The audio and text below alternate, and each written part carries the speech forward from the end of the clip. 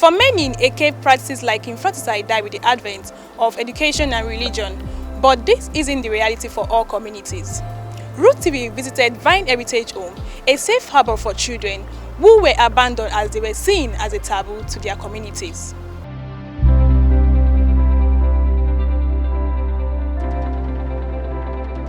I lost my mother 3 hours after birth.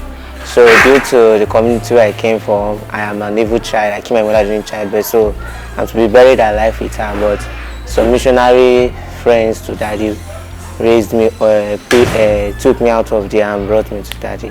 My belief is that because in the Bible, Jesus helps us to know that children are heritage of God.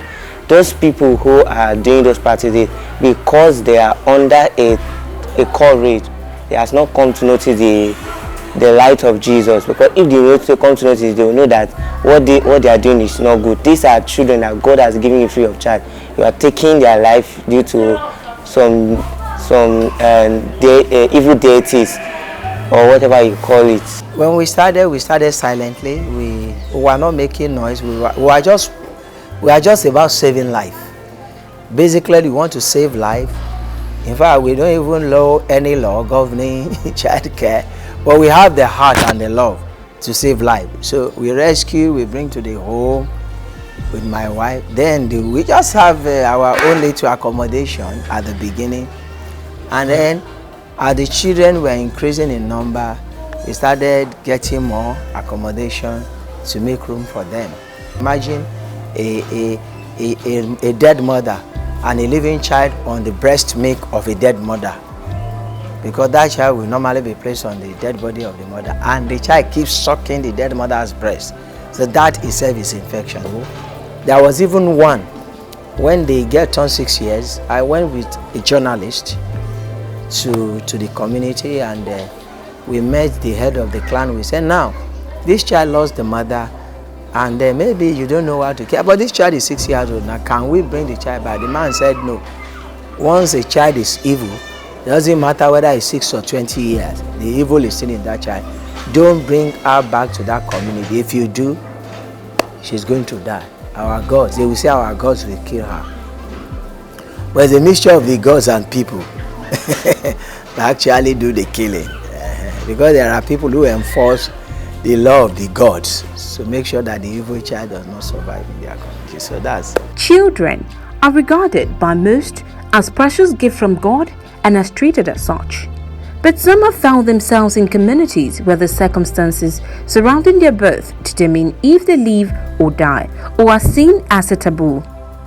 Nigeria is a country with diverse cultures, beliefs and ethnicities.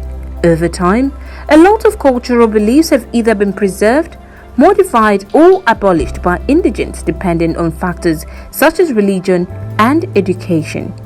Part of these cultural beliefs, which still quietly being practiced in some communities, is infanticide, the murder of children who are seen as taboo if given birth to as twins, albino, handicapped, or whose mother dies while giving birth. Olufemi Olusola, whose mother died 3 hours after his birth, was rescued by some missionaries who brought him to Vine Heritage Home. He narrates his story and tells Roots TV how he plans to give back to the orphanage and the society at large. When he told me, I was like, is this man joking or is he kidding? Because all my life I grew up with him, I see as my father. Then suddenly one day come and tell me I have another father outside. It's just like annoying to me. I will try everything possible in my own capacity, ability to go back to those communities where those evil practices are going on, to try to join hands with Nigeria to eradicate those practices in FCT and beyond. Every child deserves to be raised in a happy and stable home. But infanticide has made this impossible, as several of them are seen as taboo in some communities and as such are killed either or taken away from their families. Stephen Godia and Esther Stephen, who were also victims of infanticide, also narrates their ordeals. I came here due to some practices in Abuja. And then in my own case, when I was born, my mother died. And in the place I'm coming from, that's the community, they believe that any child that the mother dies before the child finishes breastfeeding, they believe that it's the child that killed the mother. So what they do in the community, when they are burying the dead mother, they'll bury the child, their live child among. So that was what happened in my case, and that's how I was brought here. I would like to become a journalist, yeah, and if I get the privilege, also an investigative journalist, like the ones that go to different places and bring out some stories, because some of those villages, government don't know what's happening there. The government, although some are aware, some are not aware. So I would like to go to those villages, bring up the stories so that everybody will be aware of this kind of thing, things that are happening, so they'll find a possible solution. So during childbirth, when my mother gave birth to me, so she gave up. So the people of the village now wanted to kill me. Pastor Stephen Olushola, founder of Vine Heritage Home Foundation, said the vision of putting an end to infanticide in Abuja started in 1966, as the first was a rescue and extended to other communities. We got to know about infanticide as missionaries in the mid-90s. In fact, when we came out, we didn't come out as a children worker, but we came doing church planting, preaching about Jesus in the rural communities in Federal Capital Territory.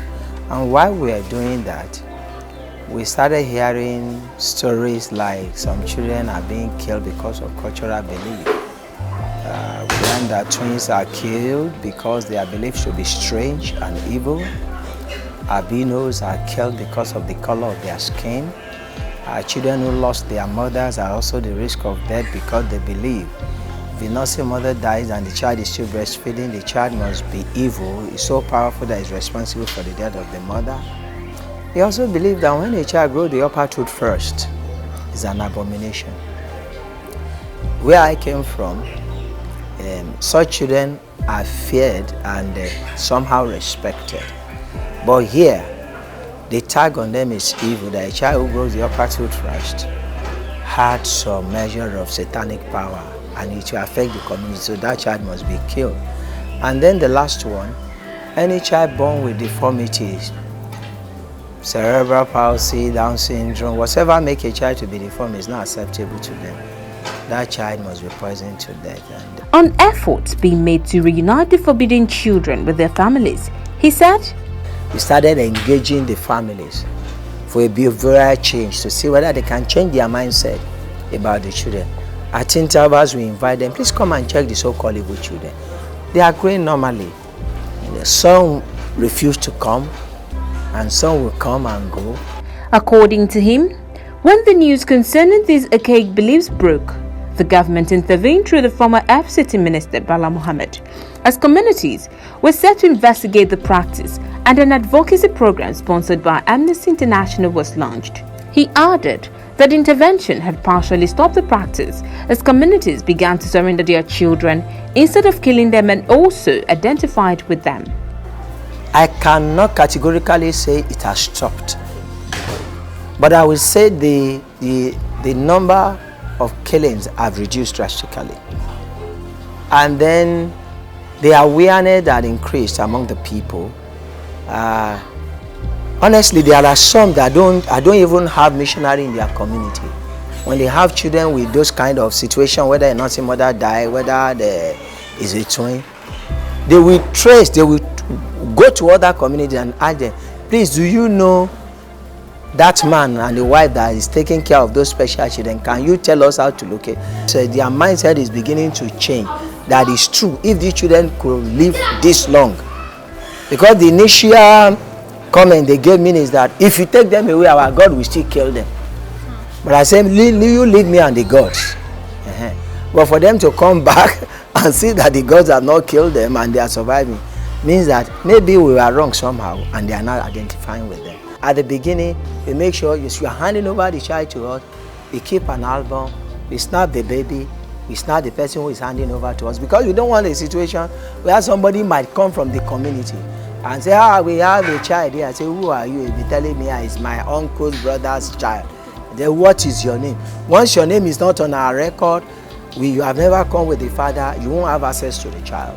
Mr. Olushole, while stating some of the challenges faced by the orphanage home, said financing the early life of any child being rescued has been demanding, given that the child might have contracted infectious diseases or been poisoned by the community.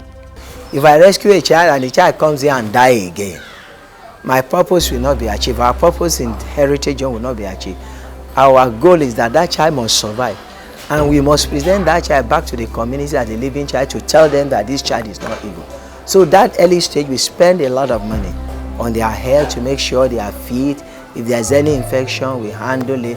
Some, we stay 3 months. There's a particular one after we rescue from the dead mother. It's 3 months in the hospital because they have what we call septic rashes as a result of manhandling during the death of the mother. And then another major challenge is that most of our children come in as babies, some few hours after birth. And we don't have surrogate mothers who can help to breastfeed them. So a lot of money is also spent on infant formula from day one. By our own objectives of operation, we say that no child ready for school in Vine Heritage Home will be kept at home. So once they are ready for school, whether we sell coconut or whether we sell whatever, that child must go to school. And it's not just any school, it must be a very good school. And God has helped us so far. That all our children, when they are ready to go to school, we send them to school.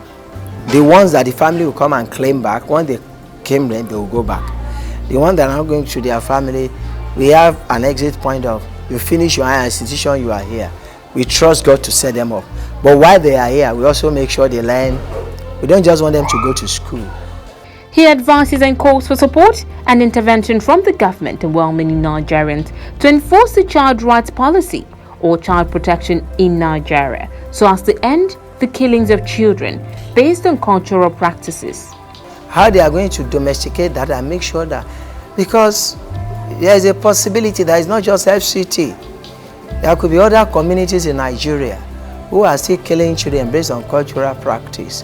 So we have to go make sure that this child right policy, government, whatever is going to do to make sure that it's interpreted in all the local language and let every community understand that under no guise should a child be killed for the circumstances of his or her birth. I want to say a very big thank you to Daddy and Mommy because that's not been easy. Mostly for me, Mommy normally tells me, well, from the day I was born, October 2004, hospital has been like an home to me. I'm always in and out, sometimes 3 months, 6 months. Then she prayed a prayer to God and said, God, if truly you sent me and my husband to rescue this boy, do a miracle for this boy. And a night to my birthday, from 2001 year, God did a miracle with Jesus, and to the glory of God, today I have not climbed hospital. With all these documented child rights abuses in about 66 communities in the FCT and in other states, will the government, through meaningful and actionable policy, come to the aid of these kids, or will they be left to keep hoping never to be victims of infanticide?